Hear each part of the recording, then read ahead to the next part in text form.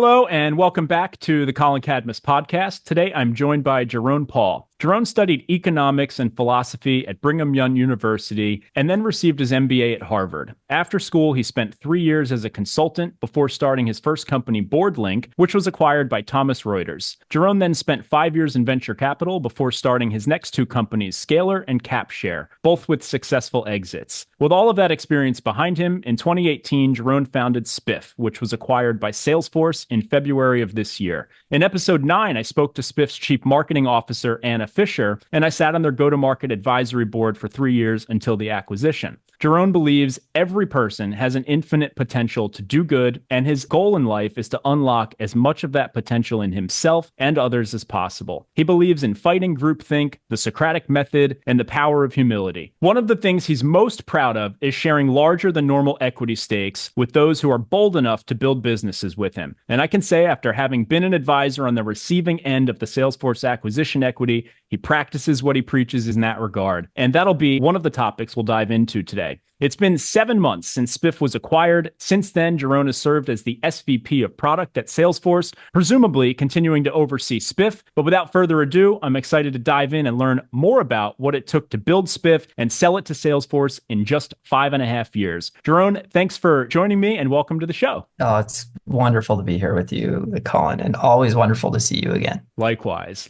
I want to jump right in. Can you start by giving us a little bit of a foundation for the topic here? What is Spiff and why did you build it? You bet. So Spiff, I have a couple of levels of answering that question, but the one I typically use for my mom and dad when they asked when I was first starting is Spiff is software for commissions. And so I think another way of saying it is it's SaaS for commissions for those who are familiar with software as a service. And really kind of probably a motto that we like to use is that we like to automate commissions and motivate sales. So there is kind of this wonderful virtuous circle of a relationship between the folks who build the commissions process at a company and those who are the recipients of the commissions. And if you get that right, we feel like it builds this wonderful virtuous cycle of performance and trust. So how I started it, it's funny. I'm a bit of a student of entrepreneurship, and I love to identify these things I call pre-inventive frameworks.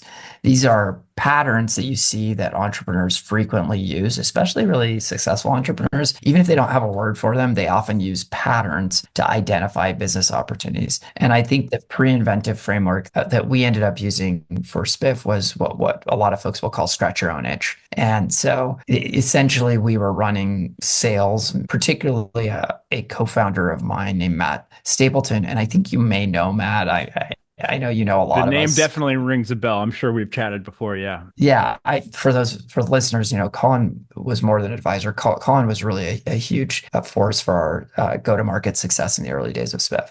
And so I think, you know some of our founding team, but probably the closest colleague in my life is a gentleman named Matt Stapleton. And he and I have built and sold multiple companies together, and we've run sales teams together, and we have always had a challenge with commissions. And it was always a big, hairy spreadsheet. And what was funny is we actually noticed that there was always a shadow accounting world as well, where it was like, hey, folks, we have the commission spreadsheet, but then you'd go to Billy and Rogers, who's another one of our co-founder, and we'd be like, Billy, why do you have a spreadsheet over there? I'm keeping my own commissions, I don't trust you guys. And also sales is really hard. And I think people want to have their own commission spreadsheet to motivate themselves throughout the day. And that was really an aha moment where we saw multiple shadow accounting spreadsheets all over the org. Folks would have sales. We saw it became so common. We would see sales reps have Salesforce open on one screen, and then they'd have their commission spreadsheet on a second screen. It became so common that we literally started to call commissions the second screen of sales.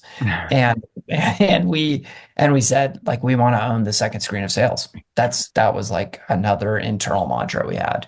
So I think that was really the genesis. Was we saw this problem. We had been solving it by building our own custom spreadsheets. Well, another mantra I have in my career is show me a really complex Excel spreadsheet that is used for a business critical enterprise use case, and I'll show you a startup idea. And so it kind of ticked all these boxes for us.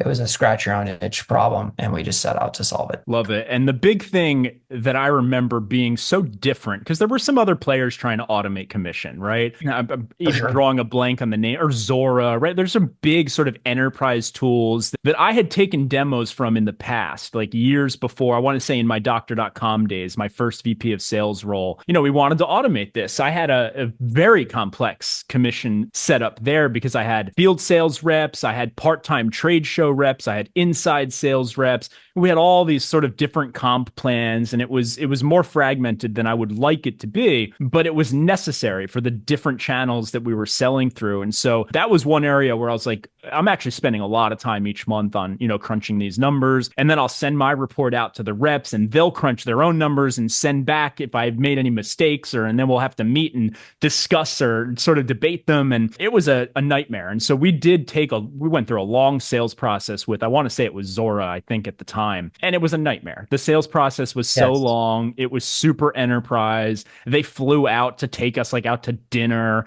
It was like a big time commitment. And the price tag, I can't even remember, but it was insane. It was massive. Yeah, and some super long implementation process. And we were bootstrapped. We were like, look, this is already taking too much time, right? We're coming to you to save time. We're already spending too much time. So we just didn't move forward, and we just stuck with what we were doing. And then, I think we maybe tried to automate some stuff as best we could on our own, but we never got to the point of having a tool like Spiff. And I remember when I saw it come out, I said, this is what I needed back then, because it's not just built in this way where it's super enterprise-ish. It feels more built for the average SaaS startup. And what I particularly remember standing out to me, and you can correct me if I'm wrong here, but I want to say that the big difference, at least from just the buying end of it, is it felt like it was not a tool that was just built for sales leadership and finance. It was actually built for the salespeople too, right? And I think that ties right into what you were saying, is you were not just trying to replace my VP sales spreadsheet. You're trying to replace all the spreadsheets that the reps were using. And that's 100%. Huge, right? Because that's where you can actually start to get into how do we make this thing motivate people? How do we make this, help them to sort of follow their own goals and, reach their own accomplishments, all this sort of stuff that I know eventually tied into the brand and whatnot. So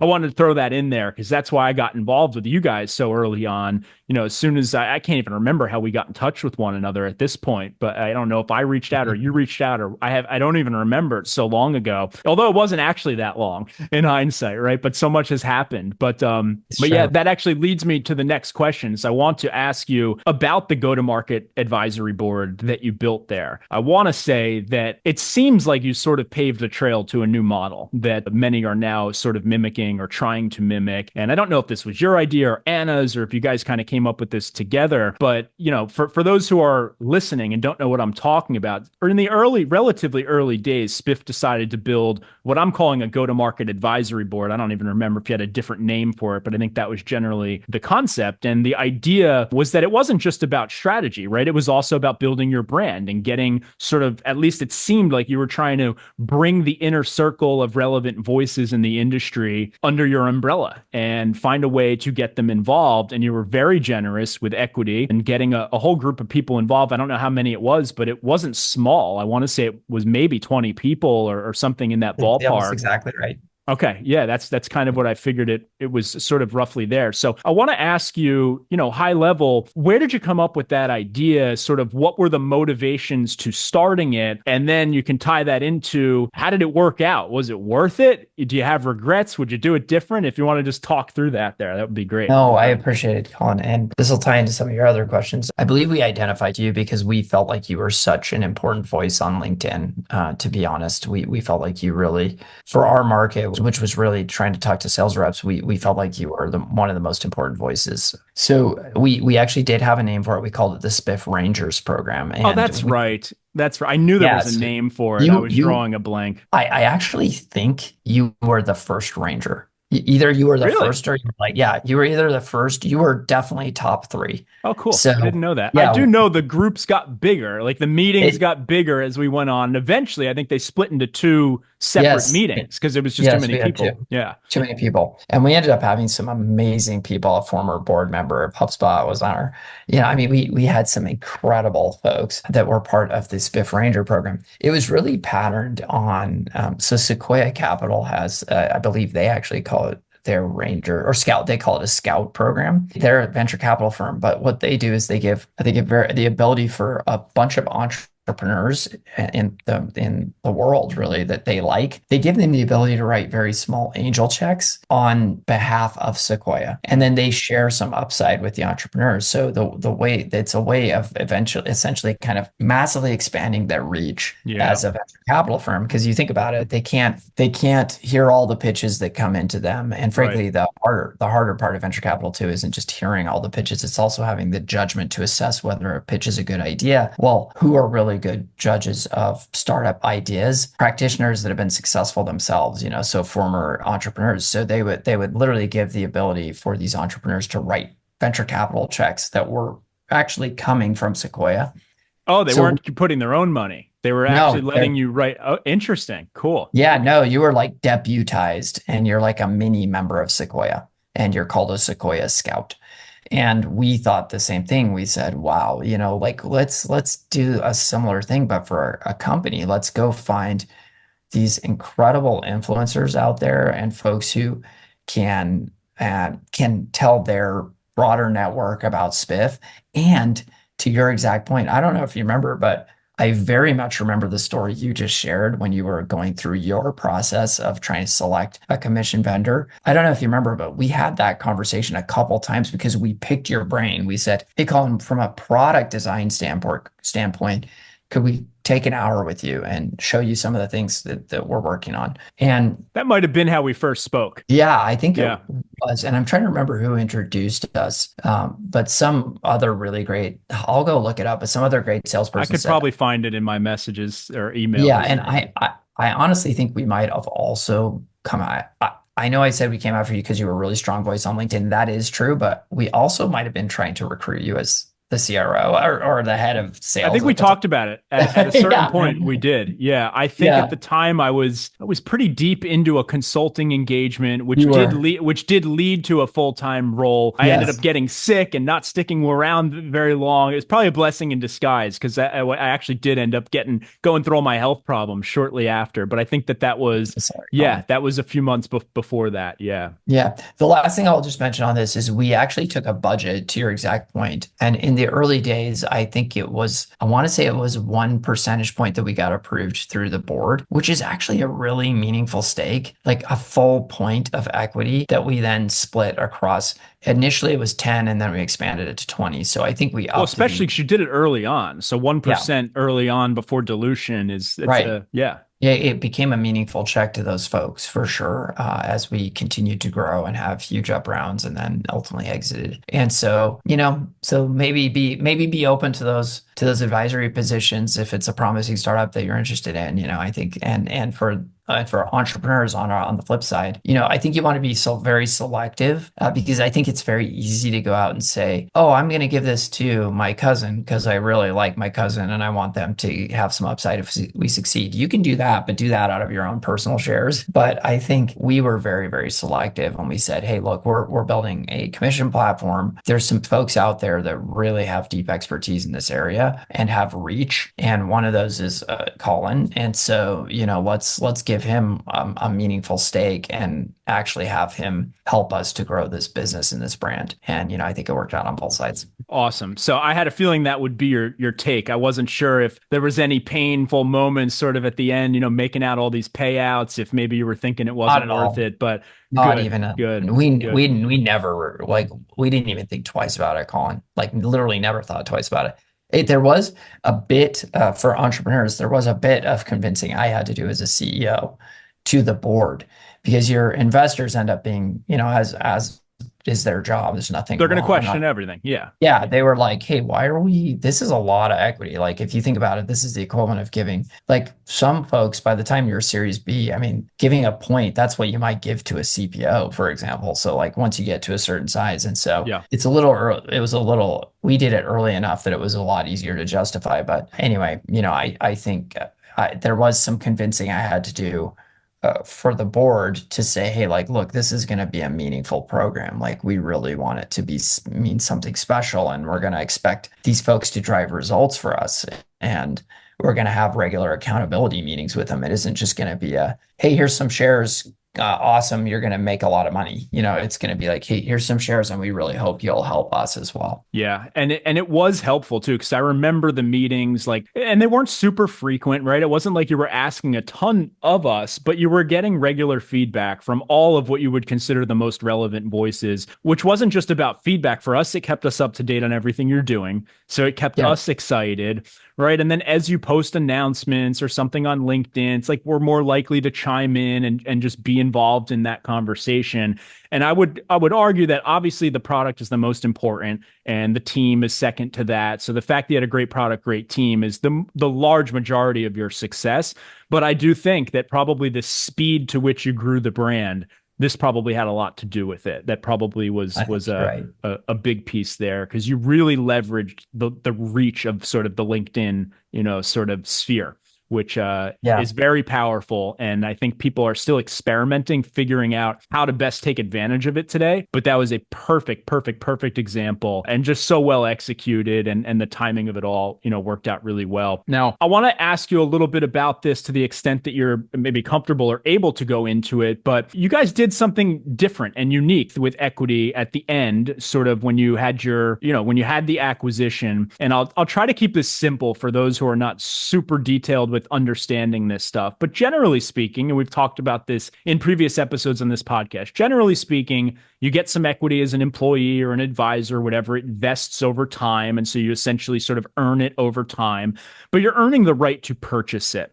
Right. And that is one of the major complaints in the industry, is that you get this compensation that they call it, but then you have to buy your compensation. Yes. Right. And so often what happens, there's a few just different scenarios, right? Maybe I work for you, I'm an employee, and I decide to leave, or I get fired after whatever, a couple years.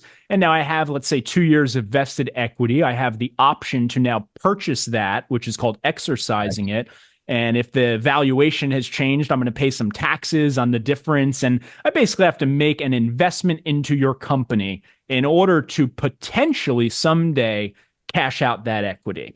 Right now, in your case, you sold the company, right? And so what would happen normally there is people like myself who were, had some vested options, we would have the opportunity to do that exercise. And usually they'll offer some sort of a cashless, where you can maybe not have, if it's at the moment of an exit, where you can sort of like, you sacrifice a little bit of the shares to cover the cost and things like that.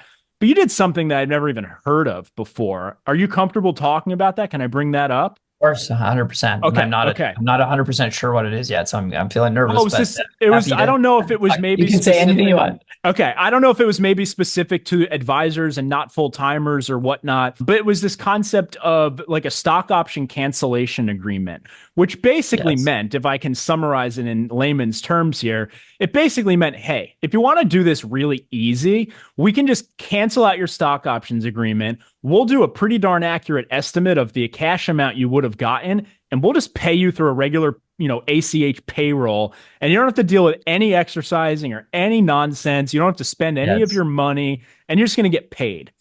And at first, I'm going to tell you the truth. When I first read this, after just having known how sketchy founders can be and how cautious you have to be with this stuff, I had red flags going off in my head. I said, are they trying to screw me out of this? What's going on here? Stock option cancellation agreement? Like, what is this? I had to start doing some research. I think I sent a few follow-up questions. Like, I was like, is this better or worse? Are you tricking me here? Like, what's going on? And you're the last person I'm totally I would happy to talk about from. this. Yeah, you're the last person. I would never expect anything of that notion from you. And so I was really more curious of just like trying to understand it before I agreed to it. And it was clarified really quickly. And it did not take long for me to realize, okay, you're not just doing like a good thing, you're doing the right thing, you're going above and beyond trying to make this easy. And the reason I'm pointing this out is, A, I want to get your thoughts on it, but I want to highlight that there really are two different types of people in this world when it comes to this stuff. There are founders and investors who are going to look at these scenarios of how do I try to reserve as much for myself and my investors as possible. And then there are those who genuinely do not want to see themselves get filthy rich without bringing the rest of the party along for the ride. And you are clearly the latter. I've been lucky enough to work for CEOs who were also the latter, single platform, same scenario. I mean, different details, but they sold the company super early on for $100 million. And part of his, non-negotiable terms was that everyone, including people who just got hired yesterday, get full acceleration on all their options. And like, he made sure that people who literally just got a job were making money and all that sort of stuff. And then, doctor.com, when I left there, he insisted that we extend my exercise period to 10 years. And so there's founders out there that really have good hearts, that do things the right way. I don't think we talk about them enough. And so that's why I wanted to take this opportunity to do that, because on the other end of that coin is greed, for lack of a better term. And they will justify it in their head. They will say, well, this person wasn't here long enough, they don't really deserve it. And well, this guy, he didn't really do a great job, so we're going to dilute him and screw him. And all these conversations happen all the time. And, I think, as mutual believers in a following of our faith here, I think we, tend to make decisions that don't just come from like a sense of greed or, how do we sort of reserve as much as possible for ourselves. I think we're thinking about a bigger vision and a bigger purpose. And so I just wanted to get your thoughts on that. I mean, was it even something that you had to think deeply about? Did you get some pushback? Did you get some questions? I'll leave it to you. Yeah. Yeah. Thanks for saying that. And thanks for sharing being vulnerable and sharing your beliefs on this too, Collin. And just so much respect for you. Yes. So no, I did not have to think about it. In fact, I was outraged. So so the way that stock option packages are structured are such that you can, so for most companies and most entrepreneurs should know this. And you should know this about your VCs. You are only due what you've been vested. So even if you get to a successful outcome, which is very, very hard to do and very rare. Yes. So let's say that I had, and I can think of a person, and I hope she's not embarrassed by saying this, but there's someone on our marketing team named Brita, and she is absolutely incredible. And I thought about the amount of work that Brita put into our success and how critical she was to our success. And she wasn't fully vested at the time that we were going to exit, which meant that she was going to get, I don't remember the exact amount, but let's say it's half of what in my mind I expected her to get. Yeah. So when I heard that, and I heard that our investors and board were in favor of not giving her the full amount, I flipped out. I literally flipped out. I threatened to walk. I was like, I'm okay, cool. Then you don't have a CEO. They were asking. I had a feeling. That is why I asked, and I don't mean to cut you off, but I just have to say, I had a feeling you had to do that. Because it doesn't. And I don't want to. These are not the. No. Of course, they're doing what they do on the bus. No, because that is their legal right, and they worked very hard to negotiate those documents. Yes. They did.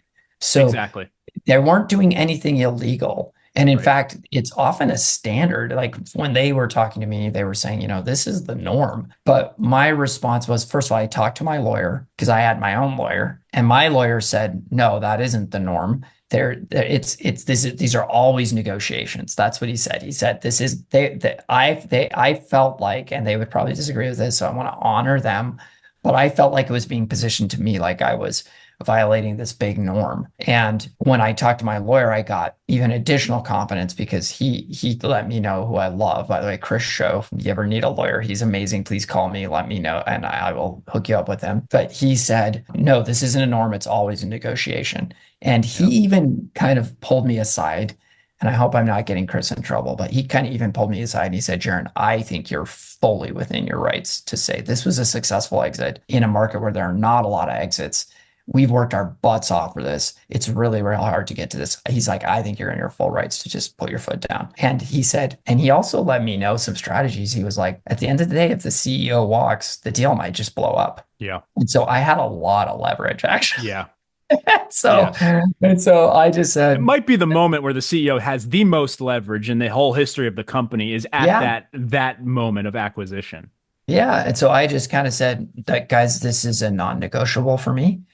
We are going to completely accelerate everybody on all their shares, or So you we're going did to do have that a as well. conversation about, Yeah. yeah. And by the way, that makes me sound like the hero there. I want to always give props to other folks who are involved in that decision, most especially my co-founder, Matt Stapleton. He and I make every decision together. He's also like a moral backbone, and he was every bit aligned. He was aligned here, and he's an amazing guy. So I just want to say it wasn't just Jeron Paul, the hero, doing all this. It was a group of us that just got together, and we just felt like this is completely wrong. And we talked to our lawyers, and we found a strategy to move forward. Our investors were I would actually say our investors were very gracious. Honestly, there was some debate, and I think they were within their rights to have a little debate because legally they were on the right side of the law. They Right. were. Right. And so I don't think they did anything wrong. And ultimately, we all got to an outcome that I think was very satisfactory for everyone. And I want to be just again, I want to put my head, especially there was one investor who I love very much who came in later stage where this exit wasn't at all what he had hoped for. It was still a very positive return, but it was like, He wanted you to keep growing another 10 years, probably. I mean, he invested in me to give him a 10x return. His fund, he Yeah. can't succeed as a partner at his company unless he's getting 10x returns. And this was like a 1.5x return for him. Because So he was it was in still later positive. stages. Yes, it Yeah. was still positive, but it wasn't like anywhere near a home run for him. Yeah. So for him to agree to this too, I just want everybody to realize it speaks volumes about his character and the character of the board. So I know I just want to be balanced. Yes, I did have to fight for it at the beginning. We had to fight for it, but the board very much came around. And I actually think we need to give them some credit where credit's due as well. So Good. Well, they let it happen at the end of the they day, did. right? They let it Yes. happen, and that says a lot. And to your point, I mean, they're doing their job. They're investors. Their job's to look out for the interest of the investors. Their job's to maximize returns on the investments. That's the angle they're going to push from. And the reason I'm glad we had this conversation is because it highlights that if you don't push back, that is the direction you will be pushed in, right? For sure. Well, And so that these and you do conversations have a have to lot. happen. And you do have a lot of leverage. That's our little secret on the Yeah. Collin Cadmus podcast. I'm serious for a lot of CEOs, especially first-time CEOs, they might be getting bullied. Yeah. Bullied's Yeah. a strong word. They might be getting strong-horned or like, kind of, Manipulated. yeah, pushed in a certain Yeah. direction. I think you got to step back and realize if it's a positive outcome where the acquirer really wants to buy you, they might actually be very concerned if the CEO walks. So keep that in mind. Yeah, it carries a lot of weight. Well, this ties right into the next question. Was M&A always the plan? And to sort of tie into that, did the pandemic sort of play any role in that? Pandemic/financial crisis, just sort of all the things that have changed. I would imagine that it probably had something to do with the timing. But I don't know if that was the initial plan. Like, did you want to go public? Did you have a different plan and then plans changed course? Talk me through that. Yeah, yes. I think in our heart of hearts, like a dream, our ultimate dream probably would have been to go public. But I think we had a board member who I very much admire and love. His name is Leslie Stretch. He's an amazing man, and he was our independent director. He was formerly the CEO of Calidus, which he sold to SAP. He then became the CEO of a publicly traded company, Medallia. And he's just an incredible individual. He's Scottish. He's Scottish, and he's got a deep, beautiful brogue. And I really consider him like one of my biggest CEO mentors. But I remember we were kind of agonizing over the sale decision, the M&A decision, and he said, "Jeron, Salesforce is the destiny buyer and he said in his beautiful brogue, Salesforce is the destiny buyer." He's like, this is the destiny buyer of Spiff. And It I really loved that is. phrase, destiny buyer. And, it's something about hearing it from this incredibly wise person that I respect a ton. It just clicked in me. And I was like, I cannot lose this opportunity. Like, this is the destiny buyer. There is no better buyer Yeah. ever. Did for they this approach you, Salesforce? They did. Yeah, they Yeah. did. So we were lucky. You had And had a partnership sort of going on with them on yeah, integrations. Is that sort of how it brewed up? they were actually investors in our series. I want to say our series A, but Oh, that's right. So that's what it was. They think they invested. came into the Series B. Yeah, so I knew them early on. Sean Jacobson, who is one of the world's best venture capitalists. I love him so much. He's at Norwest Partners. He introduced us to the head of Salesforce Ventures, which was at that time a gentleman named Matt Garrett. It's now Paul Drews, who's also amazing and who's been a huge supporter of Spiff. And, and I met a couple of the folks over there, Zach Kokosa and Katie Thierry, and we hit it off, and we got a deal done in the Series B. I think it was the Series B, and they wanted to put more money in than we intentionally kind of carved them back. We wanted to keep them a little hungry, and then they ended up leading our Series C as well. So we had a deep relationship with Salesforce, and I think that was instrumental in helping to get the acquisition done. It made a lot of sense. Okay. Let's talk about your growth channels. I want to make sure that we're talking about all the success, but what led to it?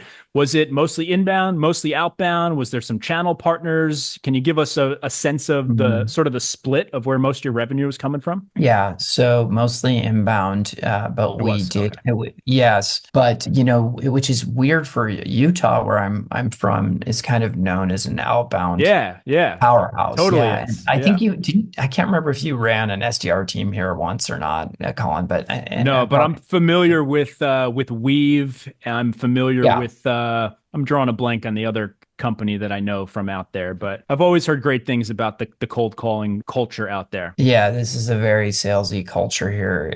Utah's the youngest state in the country. It's very well, they're super. There's probably some religious roots behind that, right? Because I mean, people are sort of taught some of these traits, right, from a young age. Yeah. The joke is that there's the joke in the community. Look, first of all, Utah is I just want to say this because it's true, and a lot of people have a misperception.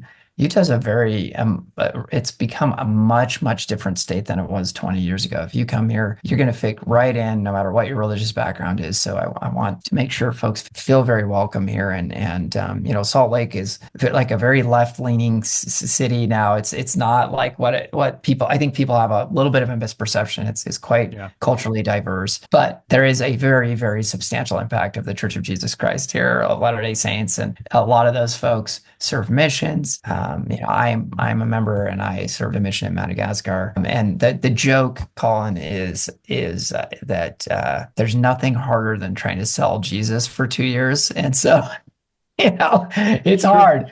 And so I think if you can do that, you can get the courage to pick up the phone and call someone about some commission software.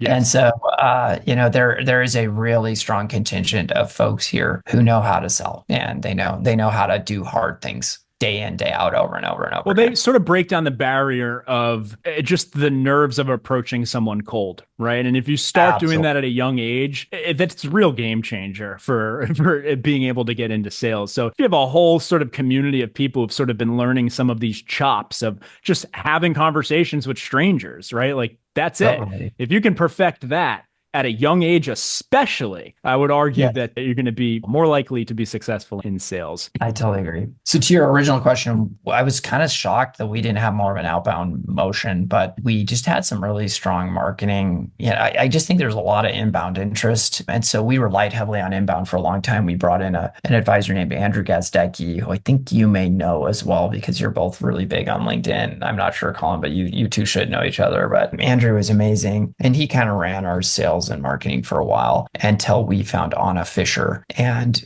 if there's one person, I mean, I could get emotional talking about Anna.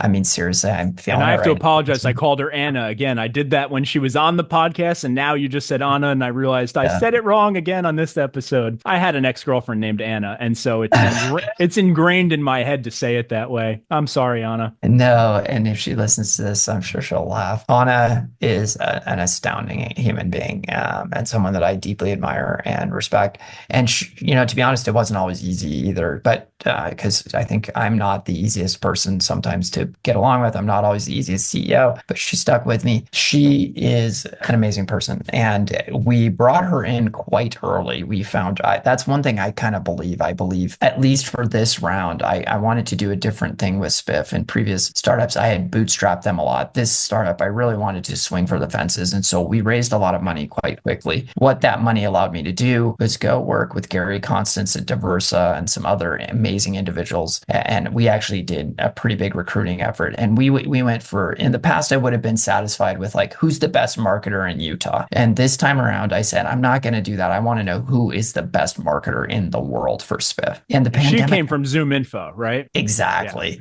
Yeah. So she came from Zoom Info and she was essentially the number two. Yeah. And between you and me, I feel like, probably, I'm sure folks would have a different opinion, but I feel like she was a lot of the driving force behind Zoom Info's marketing. So we had no business, this little podunk Utah startup landing Anna Fisher to run marketing. And the thing about these amazing individuals like Anna is she doesn't just bring her, she brings an army of people that love her and trust her. So it was like, just add water and you have not just a CMO, you have a marketing department. And so we just plopped Anna in, and then all of a sudden marketing was insane. So I think that made it slower for outbound to pick up, but she ended up running our SDR program too. She took that over and we did get the outbound engine up and running. And outbound's critical for those who are listening, as you know, for increasing your ACVs, going after larger companies, going after more targeted big brand name companies, Fortune 1000 companies. So it was a critical part of our success, but I want to say it was on the order of somewhere between 2/3, 1/3, and even as high as at 75-25 inbound, outbound. That makes sense. Yeah, that also makes sense why you're able to grow quickly, because outbound takes longer to do. But I think that's the best way to do it. And I think it just speaks volume to the fact that you have a good product, because when you have a good product, it's inbound just works easier, right? You always see people hiring 1,000 outbound people. I'm like, maybe just build a better product, right? Maybe start there. And then you won't have to freak out so much about hiring 100 outbound salespeople. But it is good to have at least a few outbound, because they can be supplementary to your inbound. They can reach back out to the ones who sort of didn't show up. And, there's still always sort of an outbound motion to be done there. So that makes sense. And for those who are curious, check out episode 9 with Anna Fisher. We dove deep into her story, and that was in the earlier days where she was just sort of getting started. So it's cool to look back and watch that. And I just remember it almost was like chapters. Like after she started, every few months, it's just the brand looked different, better, different, better, different, better. Like it just climbed the ladder so quickly. It went from this startup that had a website that looked good but was kind of clunky, and like a brand that made sense but not so many people knew about it. And she really did that. That happened fast. Yes. It really did. That evolution happened fast. She's one of these people. I just really quick want to interject. They're unicorns, and they're like Uber unicorns. It's hard enough to be so talented that you become the number 2 at Zoom Info. It's quite a different thing to go from that company, where you have 100 people in marketing, to Spiff, where you have 3. Yeah.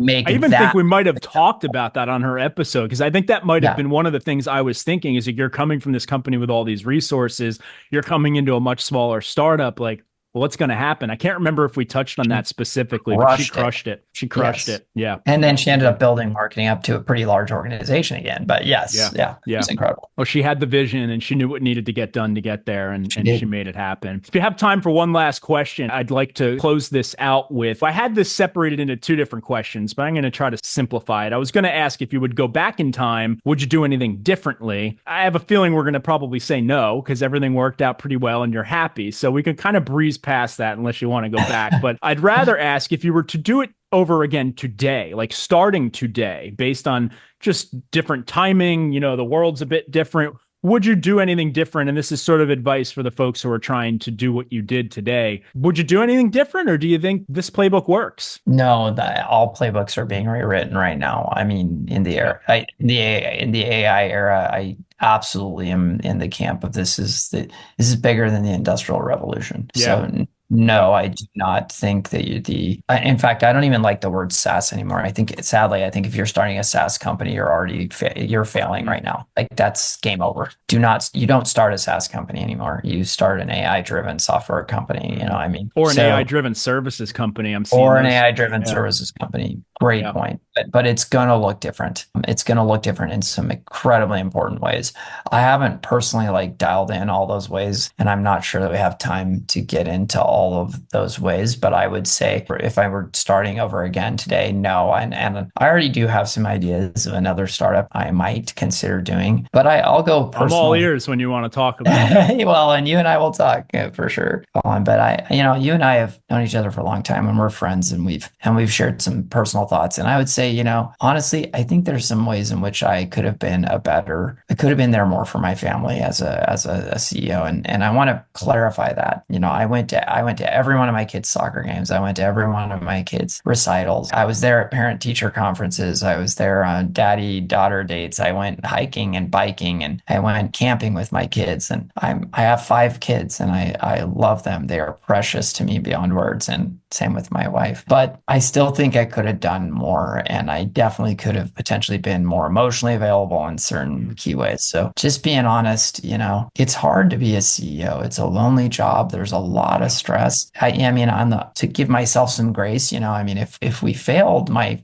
family could have been in a rough financial spot. So, it's hard. It's a hard balancing act, but I think that that's an area that I'm always asking myself questions of how I could have done a better job. And you guys were in an office, right? Or did you have some people remote? No, we were, yes, we started in an office in Utah. Then the pandemic hit, which again, for Utah companies, probably one of the best things could have ever happened because from that point forward, we were no longer pre-pandemic in Utah, you often had to try to recruit people from out of state. And it was hard sometimes because they're like, I've heard weird things about Utah. I'm not sure I want to come there. Like I said, I feel like Utah's really changed, but still I've heard great things. I've got some buddies who've lived out there for a while, and they ended up going to Colorado for permanent, but they were there for many years. They speak very highly of it. Yeah, but we'd still have to try to recruit people to move. And sometimes even if it is a great state and they have no issues about it, which even then still it's like uprooting their kids. And, post-pandemic, it was like, just work wherever you are. And so we ended up, when we sold to Salesforce, I want to say that we had 270-ish people. And I think more than half of them were outside of Utah. And we were generally pretty remote first at that point. Cool. The reason I asked is just I'm thinking if you start your next company, you want to spend more time with the family, maybe you're looking at a remote company next time. Totally. That could be the answer to that. Well, thank you so much. I know we're up on time and you have to jump. Where can people follow you? I know obviously you're on LinkedIn. Are you also on Twitter? Are you anywhere else? I'm mainly on LinkedIn. I feel like I kind of have to specialize a little, but I do have a Twitter account, but I rarely do anything there. So I'm mainly on LinkedIn. I feel like that medium form content suits me a little bit better than super short and not super long. When I start companies, I'll write blog posts. So, you can do that. But honestly, if people really need to reach me, I trust you, Colin, and you have my contact information. So if they reach out to you, and you can give them my direct number, my direct contact as well. So awesome. Well, be careful, but I will be sparing with that as well. Thank you. Now, for those who are interested in Spiff, are we still going to spiff.com or do people go to Salesforce now? If you don't have Salesforce, can you still sign up for Spiff? Yes. Yeah. Thanks for letting me put that pitch in. It's important. So spiff.com is up and available, and I think will likely be forever. Okay. They are going to keep this. It might eventually forward to a different destination or whatever, but I would assume I was kind of hoping that they don't just make it a Salesforce only thing, because you want HubSpot users, you want everyone to use it. It isn't. Yeah, good, Salesforce. Good. Yeah, I think we're in an era now too where I think this will give some folks some comfort. You're really going to run into like antitrust problems if you start to do stuff like that. So Salesforce it's like very clear from Mark Benioff down. It is an open platform. Like we absolutely work with HubSpot. We love our HubSpot customers at Spiff, and we are obsessed with making their experience as good as possible. So, awesome. Please bear with us as we go through a little bit of some transition around, some of that. But yes, spiff.com, you can access through the Salesforce site as well. They are keeping our brand. So our technical brand is Salesforce Spiff. So you should be able to find us kind of in all the same ways. Awesome. Well, that's good news for those who are on HubSpot. Thank you so much. For everyone listening, please take a minute to like and subscribe. If you're on Spotify Spotify, please give us a 5-star review. It's the first time I've asked people to do that, but it really does help the channel. It helps us get some more reach and grow the audience. So thank you very much. Check out spiff.com if you need help calculating your commission or inspiring your sales team. And there's so much more that I could dive into with you, but I really appreciate it. And it was great to catch up. So wonderful to spend some time with you, Collin. I hope you have a great day. Likewise, you as well.